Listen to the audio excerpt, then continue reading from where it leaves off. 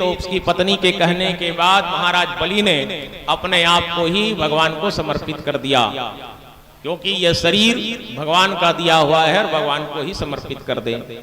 रत्नमाला जो महाराज बलि की पुत्री है, भगवान को देख करके पुत्र रूप में प्राप्त करने की इच्छा जागृत हुई थी, और जब भगवान ने वामन रूप बनाया तो उसी समय रत्नमाला के मन में विचार आया कि यदि मेरा पुत्र ऐसा होता तो इसको जहर दे करके मार डालती।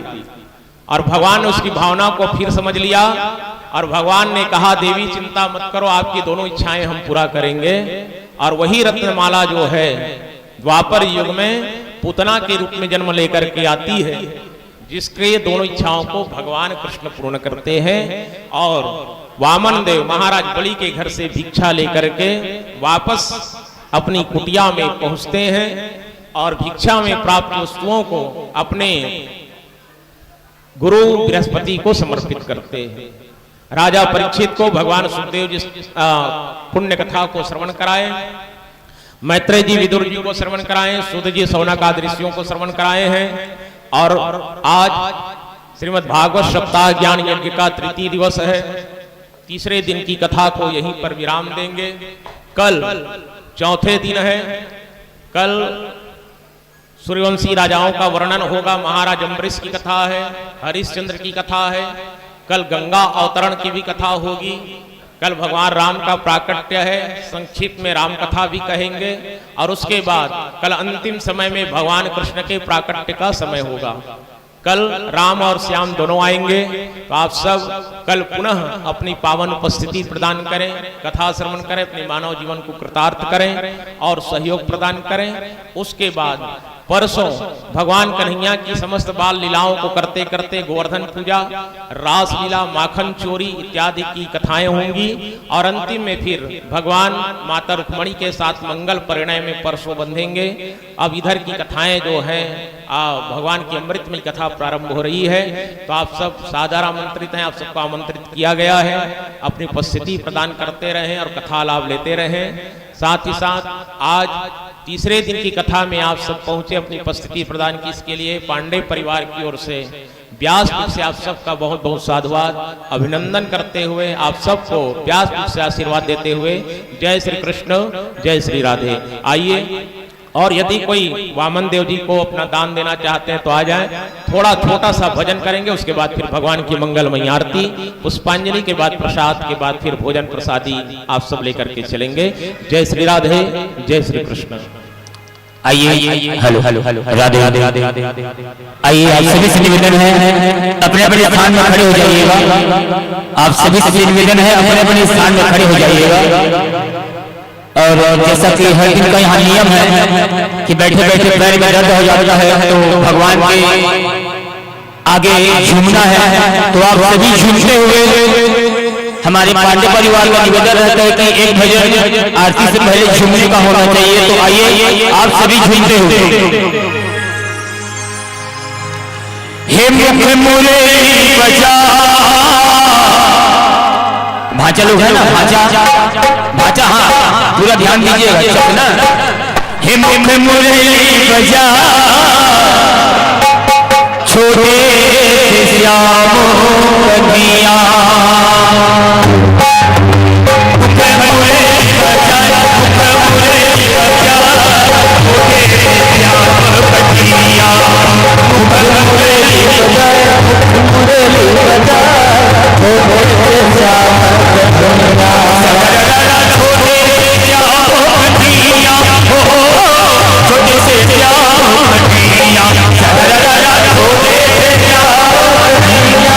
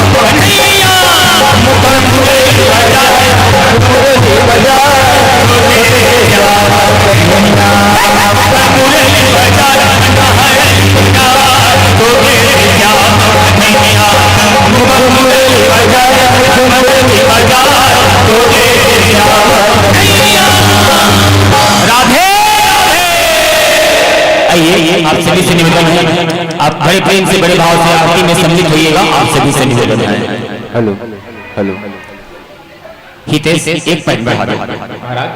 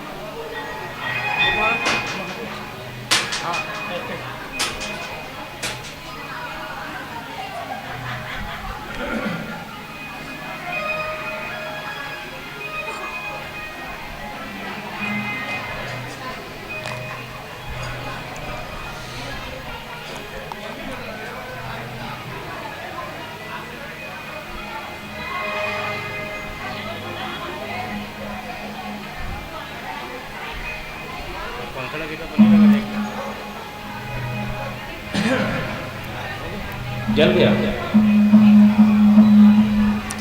आइए सभी अपने अपने स्थान पर खड़े हो जाइएगा और बड़े प्रेम से बड़े भाव से आप आरती में सम्मिलित होइएगा। अब थोड़ा सा कैमरा से थोड़ा दूर दूर में रहेंगे, उधर धक्का भी मत लगे और सबका आ जाए, एक एक करके आएंगे बारी बारी से, एकदम भीड़ में एक साथ मत आए कर, क्योंकि वो लाइव प्रसारण कर रहा है तो उनको थोड़ी परेशानी हम नीचे से कर थोड़ा कैमरा से साइड हट। और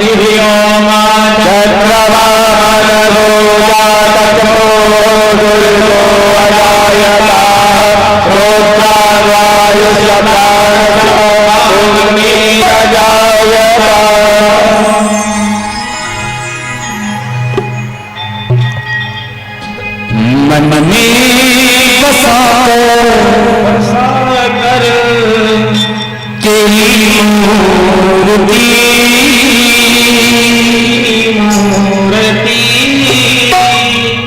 उतारो है गिरधर तेरी आरती